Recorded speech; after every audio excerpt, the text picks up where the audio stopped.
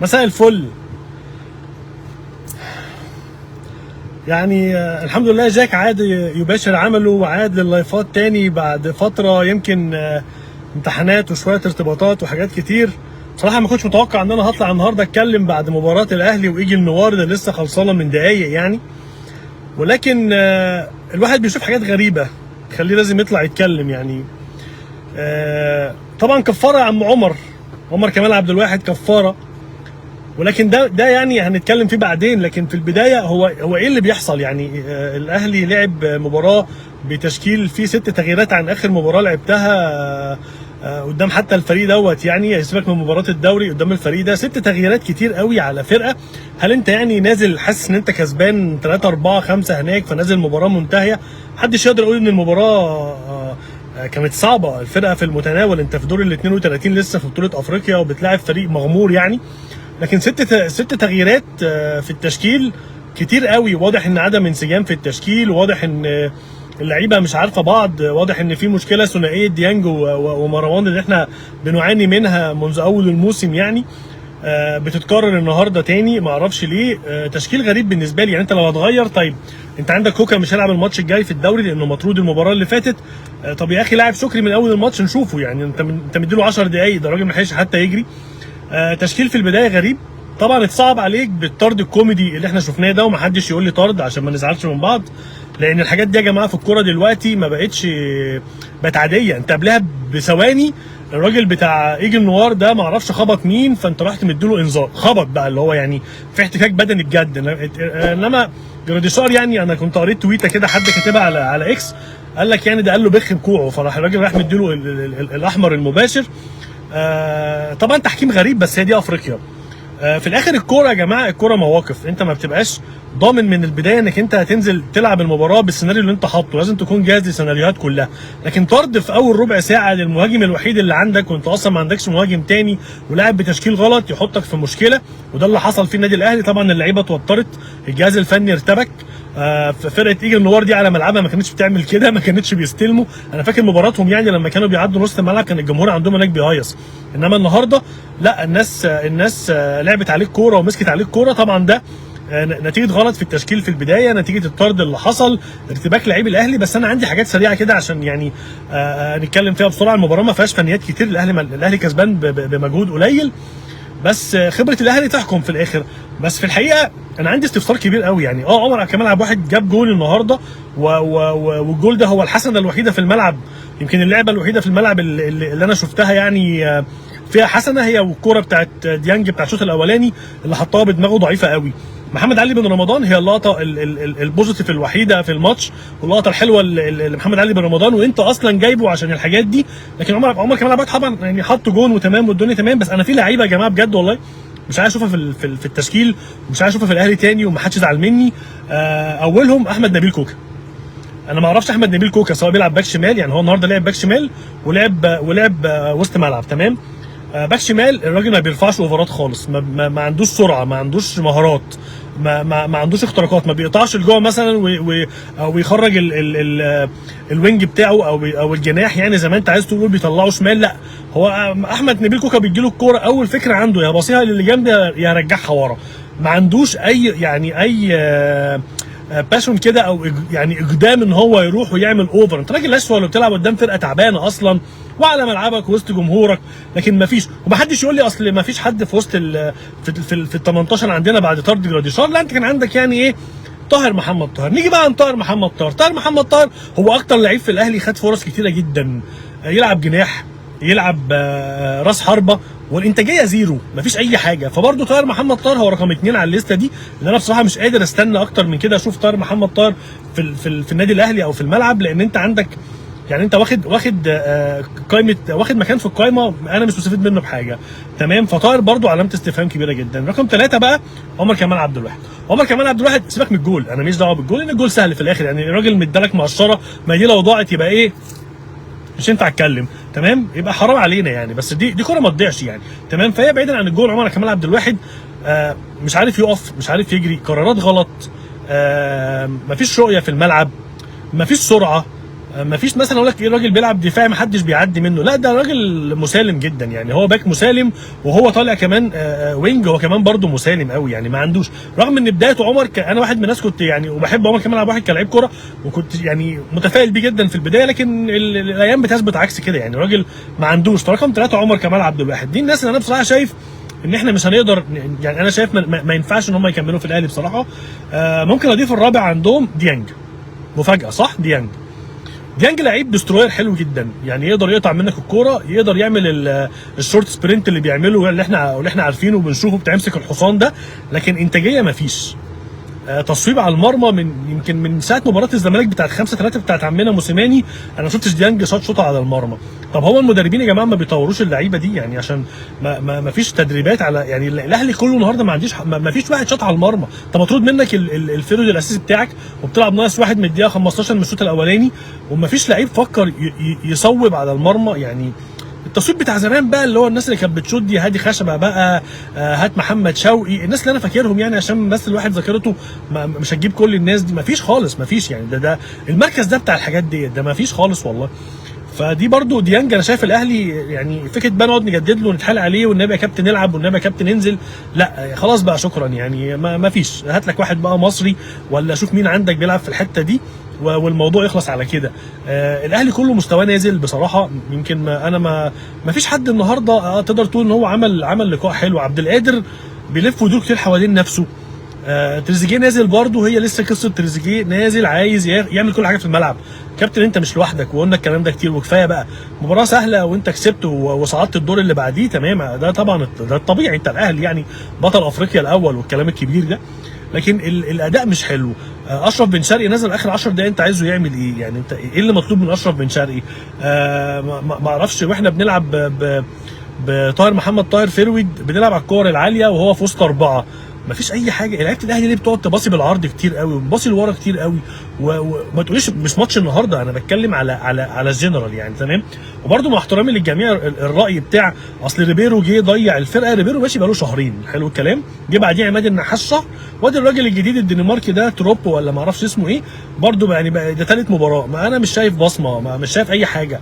في كوره في الشوط الاول طاهر بيرفعها فاول للاهلي من ناحيه اليمين، اللعيبه كلها دخلت على جوه على ال6 يارده، بن رمضان عمل حركه ذكيه جدا، اتسرق ونزل على البلم، طاهر طبعا ما بصش ولا رفع عينه، عشان كده بقول لك اللعيبه دي منتهيه، راح رافع الكوره كلاسيكيه قوي وبعيده قوي، راح المدافع مطلعها اتردت عليك بهجمه، انت لو شايف هتحطها لبن رمضان، ولو ده اتفاق في التدريب وانت ما عملتوش دي مصيبه، لو انت مش شايفه في الملعب دي كارثه، لان لعيب الكوره المفروض عينه بتسبق قراره يعني، انت قبل ما الكوره بتستلمها كلاعب كوره بتبقى بتاخد نظره كده سكان على الملعب، ودي موهبه، بتاخد نظره كده تشوف فلان ده هنا فلان ده هنا، فانا عارف هعمل ايه. لكن فكره انت بقى تقوم واخد الكوره عاملها العرضيه اللي ملهاش 3 لازمه دي، انا مش فاهم بصراحه يعني كانت معناها ايه.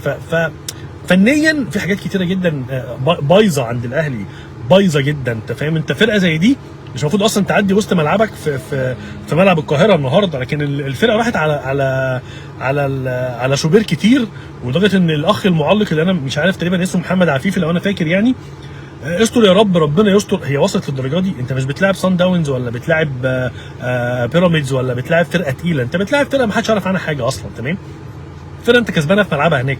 لكن هي من البدايه الغلطه انك انت نازل بتشكيل ادى الاحساس للعيبه ان انا نازل يعني ايه، نازل فسحه كده، اخلص الموضوع اوام والموضوع يخلص، نريح كل النجوم الكبار، ما اعرفش طبعا ليه، لكن دي غلطه انا بصراحه شايف ان هي مش المفروض تعدي كده، المفروض الناس تتكلم مع الراجل، لا احنا ما بناخدش افريقيا كده، احنا مش بنقعد اللعيبه عشان ده واخد انذار وده نريحه عشان الماتش الجاي، احنا بنحرق كل ماتش عندنا كاهلي، لازم اللعيبه تنزل يعني فول تيم، الا بقى لو انت كسبان 5-6 بقول لك ماشي، لكن انت كسبان 1 وافريقيا رخمه، وديك شفت الحكام في افريقيا عاملين ازاي، الحكم من الراجل بس يا دوب عمل كده بايده، وراح الثاني كانه اتضرب برصاصه فوقع يا عيني، فهوب راح الثاني بيديله الكارت الاحمر وروحنا. الشرع على فكره منحوس جدا، الناس اللي بتسالني على جراديشار، انا قلت من اول الموسم يمكن اللي فات، جراديشار هو اللعيب الوحيد في الاهلي اللي عنده اساس كوره صح، متاسس صح.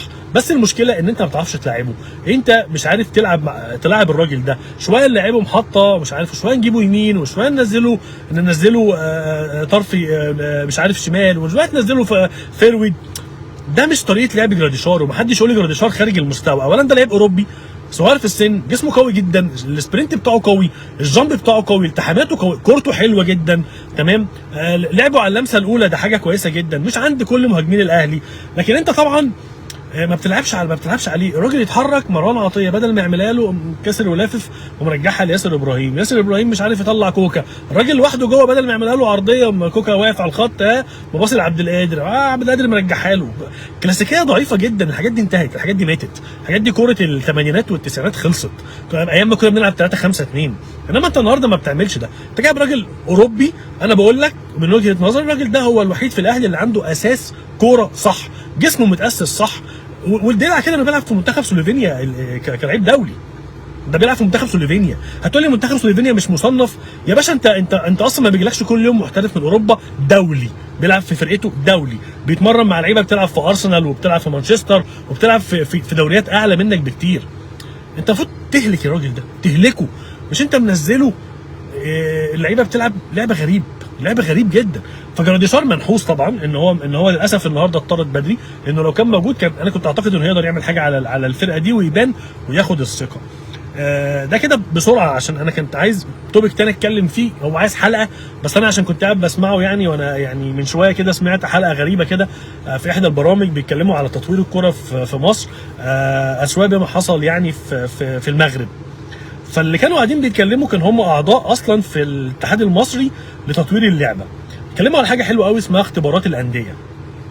الناس اللي لعبت كوره زي حالاتي وشافت اختبارات الانديه دي من زمان بقى، انا جاي لك، انا اول ما لعبت كوره يعني سنه 93 94، اول ما كنت ببدا اروح الاختبارات ديت، بننزل نخش الملعب بتاع 50 لعيب، 50 لعيب، انت يا ابني البس القميص ده وانت مش عارف ايه، دول مع دول، طبعا ما نعرفش بعضينا، وكل واحد نازل عايز ياخد الكره يعمل فيها مارادونا ويرقص وبتاع، عشان الفكر ان انا هو ده اللي انا هيتم اختياري بيه. حلو الكلام. المدرب بيقف كام يا ابني ثمن الاستماره؟ كانت على ايامنا 10 جنيه 15 جنيه، دلوقتي الحمد لله وصلت 200 و300 جنيه، استثمار كبير جدا ودخل للنادي. طب فالمدرب بيقعد تحت الشمسيه، وواحد تاني كده يقف يحكم لعيب بقى في فرقه ناشئين ولا حاجه 10 دقايق، شكرا يا ابني مع السلامه، يمشي اللعيب عنده احباط غير طبيعي جدا، لا انت شفته ولا انت عملته. انا احكي لكم القصه دي حصلت معايا في نادي الترسانه. رحت الترسانه زمان وكان مجموعه من الاصدقاء يعني، ورحنا الاختبارات يعني، تمام. كنت انا ايامها متأيد في نادي، بس كنت رايح معاهم كده اللي هو يعني تشجيع يعني. فانا راجل عارف اللي فيها، فرحت واقف ورا خالص كده وبتاع في وسط الملعب، وده كان مركزي، والكوره جات لي وقمت حاطط وش رجلي طق ديب، راحت فين؟ في سقف الجول.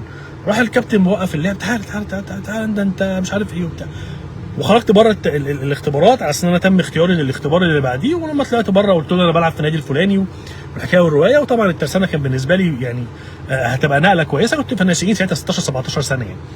فبعديها بتبص ايه بقى الاختبار الثاني لما رحنا لعبنا طبعا تقسيم على ال11، نفس القصه، الكوره جات لي طق شوطها من بعيد في القايم، بس انت مكمل معانا، بس هو ده المقياس. هو لا شاف بقى انت بتجري تروح فين ولا بتعمل ولا بتسوي. طب تم اختيارك وربنا كرمك، وانت كابنك او اخوك او اي حد دخل النادي، عشان انا عايش اللحظه دي دلوقتي، تمام. فبتخش النادي، بتخش الفرقه، اقسم بالله المدرب لعيب جاي له عنده 15 سنه، ده حصلت معايا برده في اول فرقه لعبت فيها. ما في مدرب قال لك انت بتعمل ايه ولا بتلعب ايه ولا يعني ايه سلم واستلم، ولا يعني ايه اجري، ولا يعني ايه اوفرلاب، ولا يعني ايه مش عارف تسلل، ولا اي حاجه. ولا هو عايزك لعيب جاي عنده 15 سنه جاي جاهز، تسمع الكلمتين، تسمع اللي كنت بلعب في فرقه ما يعني هنا في القاهره. فالمدرب اللي كان ماسكنا وانا بحبهم جدا يعني، ودول ليهم فضل عليا الحمد لله بعد ربنا. بس القصه فين بقى؟ ان المدرب تعالى يا ابني انت طويل، كنت طويل بقى يعني تمام، وانا عندي 14 سنه، انت هتلعب راس حرب. طب انا ما بحبش العب راس حرب. لا انت طويل هتلعب راس حرب. بس احنا بنعمل ايه بقى؟ احنا بنشتت الكره من ورا، تطلع لك بالونه عاليه، اطلع خدها، او بعد ما اخدها. فقعدت موسم في الاول جبت 3 اجوان، انا مش مكاني، مش بتاعتي، مش حتتي. فرحت اتكلمت مع المدرب قلت له يا كابتن بقى بعد نهايه الموسم، انا يا كابتن انا دي مش مكاني، انا راجل بلعب مساك، العب ليبرو، كان هنا بقى الليبرو تمام. انا كنت مهووس بهاني رمزي فكنت بلعب ليبرو، العب وسط ملعب، الحاجات ديت يعني. فالراجل قال لك لا مش عارف انت ايه، يا فيرود يا اما هتلعب طرف يمين عشان انت طويل وسريع. قصدي اقول لك ايه من كل القصه اللي انا بسمع ان انا بحكيها لك دي، انت عايز تطور ايه؟ والناس اللي قاعده تتكلم عن تطوير الكره مع احترامي ليها يعني كباتن كبار وليهم تاريخ واسامي، بس ناس خلصت من زمان، خلصت. ناس من ايام ما كنا بنلعب بالليبرو 3 5 2 و5 3 2 وتطلع بقى تتعادل بره فتبقى عملت انجاز، خلص الكلام ده يا كابتن. وبعدين طب تعالى هنعمل ايه؟ الافكار بقى، هنعمل لجنه علشان نشوف اللعيبه المصريه مزدوجي الجنسيه اللي عايشين بره فنجيبهم يلعبوا في مصر. اولا دي اتعملت من كام سنه، وفي لجنه كده راحت فجاه نازله نشره قال لك مش عارف 20 25 اسم مصري مزدوج الجنسيه بيلعبوا في دوريات بره، لدرجه ان احنا كنا وصلنا الارجنتين. كان عندنا لعيب مصري او ارجنتيني من اصول مصريه بيلعب في الارجنتين، انا فاكر الولد ده كويس بس اسمه مش على الذاكره دلوقتي، وقال لك هنجيبه وبتاع وتواصلنا مع ابوه ومامته ومش عارف الحكايه والروايه. طب وبعدين؟ اصل احنا كسلنا نسافر له، ده مشوار، ده 16 ساعه سفر. هو انت مكسل تروح تجيب اللعيب اللي هيلعب في المنتخب بس انت عايزه يجي لك انت بقى عشان ايه؟ عشان ايه؟ طب هو الواد ده لعب في منتخبات قبل كده، قال لك لا ده راجل بيلعب في الدوري الارجنتيني وبتاع وده لعيب قوي ما جاش. طب مش عارف فلان بيلعب في المانيا، الاسامي والله موجوده، اللي عايز يدور هيوصل يعني تمام. فنجيبهم طب عشنا شويه وصورهم تتنشر في الاخبار وفي المواقع ومش عارف مين يطلع يتكلم، ولا واحد منهم جه. طب الكابتن بقى اللي ماسك النهارده لجنه التخطيط دي وهو كابتن كبير يعني، قال لك ايه؟ هنعمل لجنه نشوف اللعيبه المزدوجه الجنسيه. احنا عندنا هيثم حسن بيلعب ما اعرفش في الدوري الاسباني مش عارف في نادي ايه، وما اعرفش مين بيلعب في الدوري مش عارف الفرنسي في نادي ايه. طيب انتوا جبتوا اللعيبه دي دلوقتي، يعني دخلت معاه مثلا قلت له والله يا كابتن انت عندك دلوقتي 23 24 سنه ما بتلعبش في اي منتخب من المنتخبات اللي انت عايش فيها هناك دي في الدول دي، تعالى عندي في مصر هعمل لك واقدم لك واسوي لك. لا مفيش، احنا بس دخلنا معاه زوم ميتنج. طب قال لك هفكر، شكرا. طيب مدربين عندك؟ اصل انا لسه الكابتن حسام حسن مدرب منتخب مصر والمدرب القدير اللي دلوقتي داخل على 60 سنه تقريبا، بيدرب بقاله يمكن بتاع 15 20 سنه من يوم ما بطل، لسه هياخد الرخصه برو اليومين دول. طب ده معناه ايه؟ انا اعرف صديق ليا يعني وصديق عزيز ليا ويمكن هو ما اعرفش اقول اسمه عادي ولا لا، بس هو كابتن حسين عادل. الكابتن حسين عادل معاه رخصه من الاتحاد الانجليزي، مش شغال في اي حته في مصر، في الاتحاد الانجليزي ما حدش في مصر معاه اللايسنس دي اصلا. بس احنا مش هنروح لحسين، احنا هنروح نشوف كابتن شوقي غريب. هنجيب كابتن اسامه نبيه فيطلع يقول شويه تصريحات تجيب لك كده يعني ايه، تعمل لك تربانه في دماغك فما تفهمش هو بيقول ايه ولا الراجل عايز ايه. واحنا بنطور الكوره. طب هنطور الكوره ازاي؟ احنا بس يا جماعه هنجيب خبير اجنبي. طب ما احنا جبنا فنجاده قبل كده، الله في سمام عمل، انا فاكر فنجاده ده طلع لعيب ولا طلع مثلا ولا عمل اي خطه؟ ما فيش. طب هنشيل فنجاده، لا المصري عشان عارف ظروفنا، فنجيب دكتور محمود سعد، راجل قدير جدا وتاريخ واشتغل في الحته دي كتير. محمود سعد جه قعد حاربوه وعمل وسوق مشي. طب احنا هنجيب مش عارف كابتن علاء نبيل، طبعا تاريخ كبير كابتن علاء نبيل ده، كان لعيب كوره حكايه بصراحه تمام. فجه كابتن علاء نبيل لا ما عملناش حاجه. طب شكرا كابتن علاء. طب هنجيب بقى لجنه، كابتن حلمي طولان وكابتن محسن صالح ومعاهم مش عارف كابتن محمود فايز وما اعرفش مين ومين ومين. وبعدين احنا بنخرج من كاس العالم للشباب بفضيحه بانذارات. سيبك من الانذارات، انت ما لعبتش يعني، بتروح مش عارف ايه نجيب ميكالي. طب ميكالي جه، اصل احنا مشينا ميكالي علشان كان فاضل في عقده شهر وهو كان عايز يعمل عقد سنه. طب يا باشا ما انت بتبني المنتخب الصغير ده يا جماعه، هو اللي جاي لك، هو اللي طالع. انت لما بنيتش اللعيب صح انت قدام ما فيش اصلا. وتروح بعيد ليه؟ منتخب مصر دلوقتي مستوى تعبان جدا بكل اللعيبه اللي عندك دي، انت ما عندكش طفره في المنتخب تمام. ومحدش يقول لي صلاح ومرموش، عشان دي صلاح ومرموش وزيدان وميدو وحسام غالي والناس اللي طلعت بره لعبت فتره طويله ديت، الناس دي كانت طالعه كده يعني من يعني فاهم بدرعها بالطوبه كده زي ما بيقولوا بدرعها يعني صلاح ده لو ما كانش حد اشتغل عليه كان راح قعد سنتين في بازل ورجع بعد كده لعب باهلي ولا زمالك واتخانقنا عليه والخناقه الحلوه دي. الدليل على كده مثلا امام عاشور، لما طلع امام عاشور ميتلاند الدنماركي ما شهرين 3 6 شهور راح راجع. هي يا جماعه هي عقليه، ده اللي كان محمد صلاح بيقوله، تختلف معاه بقى تتفق معاه مش دي المشكله. انا بتكلم في حته تطوير الكوره. فتروح بقى كمان الانديه النهارده تتفرج على ماتشات ناشئين، وده انا بحضره كتير بصراحه يعني بحكم ان انا عندي الهوايه دي. بتستعجب العيال كلها مش عارفه، كله بيجري، المدرب عايز اللعيبه عنيفه، طب عايز اللعيب مش عارف واحده بالونه شوط طلع، مش مفيش الكلام ده خلاص، الكلام ده انتهى، الكلام ده انتهى بره. فانهي تخطيط اللي انت عايزه. وبعدين اهم حاجه نقول الكلمه بتاعت الدوله لازم يا جماعه تدعمنا، ولازم يبقى عندنا ميزانيه. والمغرب صرفت 5 ولا 10 مليون دولار في الاول، وبعدين 15 مليون دولار علشان مش عارف يعملوا اكاديميات ايه، وبعدين اصل هم بيسيبوا لعيبتهم تطلع بره. حضرتك يا كابتني ما بتطلعش لعيبتك بره، انت بتقوم خناقه على لعيب كوره اسمه محمد السيد، والله انا ما اعرف شكله تمام يعني، بس سمعت كده امبارح وقريت في لعيب اسمه محمد سيد في نادي الزمالك، لعيب ناشئ صغير، او هو مش ناشئ يعني خلاص راجل عدى ال 20 سنه. الدنيا قايمه عليه، الاهلي عايزه، الزمالك عايزه، ومش عايز يجدد، والكلمه احنا عايشين فيها دي. طول ما احنا بقى حاصرين نفسنا، وعاجبنا قوي حوار الاهلي والزمالك، ونطلع نعمل برامج بالثلاث اربع خمس ساعات قاعدين نتكلم عن الاهلي والزمالك، وجمهور الاهلي بيقصف جبهه جمهور الزمالك، وجمهور الزمالك بيقصف جبهه جمهور الاهلي، وطب ما حدش احتفل ليه يا جماعه بيراميدز، طب ما حدش مش عارف يا جماعه. اللي انتوا بتعملوه ده منيمكم تحت البطانيه، ومحدش شايفكم ولا انتوا شايفين حد، وانتوا عايزينها تمشي كده، وهي هتفضل ماشيه كده طول ما انت قاعد شاغل نفسك بالاهلي والزمالك، والزمالك والاهلي، الاهلي خد الدوري، لا الزمالك، لا الحكام، لا ما اعرفش مين عمل ايه. طب ما فيش الكلام ده، مش هتطلع حاجه.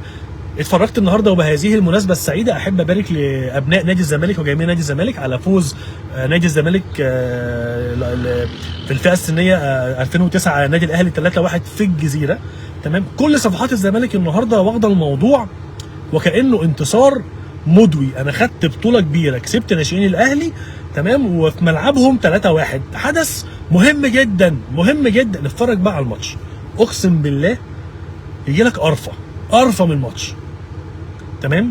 يعني انا عندي غيه كده، بقعد بالليل افتح قناه الاهلي ولا الزمالك اشوف ماتشات قديمه، بحب اتفرج على النوستولوجي والحاجات دي، فاقعد اتفرج على ماتشات الناشئين دي، احيانا بيبقوا بيذيعوها. ده ايه الهبل ده؟ ده ايه المستوى اللي احنا فيه ده؟ خلي بالك بقى ان اللي بيلعب اهلي والزمالك ده الصفوه، ده صفوه اللعيبه تمام. فاللي جاي لك مغمق انت مش شايفه اصلا. بس اهم حاجه ايه؟ انا هجيب واحد اهلاوي قدام واحد زملكاوي مع مذيع محترم، ونقعد في برنامج محترم، ونقعد نعمل مناظره مين فينا مش عارف ايه، اخوان بريزا ولا حسين الشحات، اخوان بريزا ولا شيكوبانزا، طب محمد علي بن رمضان ولا الواد اللي اسمه مش عارف ايه اللي الزمالك جابه، ولا ادم كايد. يا جماعه ايه اللي انتوا بتعملوه ده؟ والله ما هتروحوا في حته، كل اللي انتوا بتعملوه ده بيودينا في حتت بعيده. بس احنا لازم نطلع نشوف التجربه المغربيه، التجربه السنغاليه، التجربه مش عارف يا باشا. غانا خدت كاس العالم ده مره قبل كده ومش عارف من كام سنه، وطلعوا دغدغوا الدنيا في كاس العالم اللي بجد. سيادتك بقى دلوقتي راح كاس العالم ان شاء الله 2026 تمام، بمنتخب يعني هتقولي ما خدش ماتشات تقيله، ما خدش ماتشات تقيله، بس اللي هيروحوا دلوقتي اللي هيلعبوا كمان سنه دول كلهم مادين 33 و34 سنه. انت رايح تعمل ايه؟ انت ما عندكش غير ابراهيم عادل، وكأن ابراهيم عادل يعني هو كمان كل من نفس الطبق بتاعهم، راح احترف في الامارات. شكرا باي باي، 6-7 شهور هتلاقيه في الاهلي، شكرا سلام. جايبه انا بقى عشان يعمل ايه؟ عشان يلاعب القناه ويلاعب مش عارف زد، ونكسب معرفش يعني الفرق بتاعتنا. ده لاعب ده ابراهيم عادل ده انا كنت شايفه الطفره اللي بعد محمد صلاح ومرموش. كان لازم يروح فرقه اوروبيه يتطحن فيها، بس العقليات والسياسات، وعشان ما تروحش وما تجيش الاهلي فبص انا هطلعك الجزيره الاماراتي، مع احترامي للدوري الاماراتي طبعا، لكن قرار يوديك في حته يا باشا ترجع الامارات دي زي النني كده، لما خلاص خلص بقى وكبر وحاجه و30 سنه وبتاع، اقعد في الامارات شويه كده العب دوري على قدي واخد لي قرشين حلوين، وفي بلد جميله ظريفه الدنيا فيها هاديه يعني تمام. لكن العقليات دي تخليك تقول احنا ما عندناش. طب انت النهارده مثلا النادي الاهلي عنده حمزه عبد الكريم، لا انا شفته ولا انت شفته ولا في 3-4 شافوه، بنسمع بس ان كل الكباتن الراجل ده مكسر الدنيا يا جماعه. طب ما لعبتوش النهارده ليه؟ ما لعبتوش الماتش اللي فات ليه؟ عشان احنا حساباتنا وسياساتنا ماشيه كده، هي ماشيه انا عايز الاهلي والزمالك، انا عايز الجمهور بتاعي ما قطعنيش، انا عايز الجماهير مش هتصبر عليا، بس احنا هنطور الكوره، هنجيب كابتن حلمي طولان ونخليه يمسك منتخب مصر اللي رايح يلعب بطوله عربيه. فبدل كابتن حلمي طولان ما يجيب لي لعيبه جديده، انا رايح جاب اللعيبه اللي اصلا اعتزلت الدوري تلعب الماتشات. ليه؟ عشان خايف اخسر. طب ما انت خسرت من تونس ماتشين تمام، طب اصل انا ولا خسرت من المغرب، معلش انا اسف، ف ما طلعتليش حاجه، ما فيش اضافه جات لي. طب انا عملت ايه؟ يعني انا كراجل قاعد النهارده، ما انا زعلان والله ان الفرق التانيه دي بتكسب وبتطلع، وانا قاعد عمال اتفرج على نفسي واشوف تمام. فتطوير الكوره في مصر مش هيجي كده خالص. تطوير الكوره في مصر النهارده في شباب لازم تشتغل، في النهارده اي لازم يتدخل، في دراسات معموله، في اختبارات انديه لازم تتغير، عشان انا عايش تجربه. يعني انا في قريب يعني لعيب كوره حلو قوي قوي قوي، بس مدربه في النادي كان بيلعبه في مركز غلط وبيعامله معامله غلط، فبالتالي الواد راح مكبر دماغه وقال لك بقى بس خلاص شكرا يا عم، خلاص بقى فاكس بقى جامعه وبتاع، اروح اوجع دماغي وتمرينات والصبح وتعالى واجري، وفي الاخر هعمل ايه يعني؟ ما المدرب بيلعبني في حته مش بتاعتي، هو المدرب ده اصلا ما يعرفش حاجه، تلاقيه بكرش كده وبلغد كده وبتاع، مش بتنمر والله، بس هو الحقيقه يعني الراجل ما يعرفش حاجه على اساسات الكوره اصلا، ولا عارف ازاي يتعامل مع ناشئ، ولا ازاي يوجهه، ولا ازاي ياكله، ولا ازاي يعمل له تمرينات، اي كلام في البتنجان.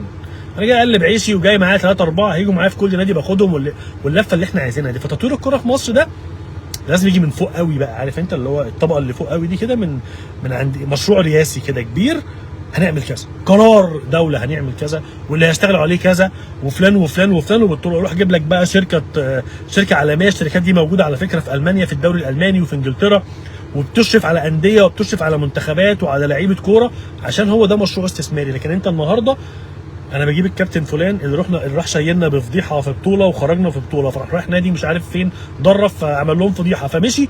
طب ما تجيبه، ده حلو مننا علينا، ده مش هيطلع يشكر فينا وبتاع ومش عارف، مش هيعضني ومش هيقول لي لا ومش عارف، هو اللي يلعب حاضر ما تلعبش حاضر، سافر هنا حاضر، مفيش الكلام ده. تمام، عايز طولت عليكم، بس اصل القصه دي بصراحه كوميديه قوي والواحد عاشها يعني، فاهم؟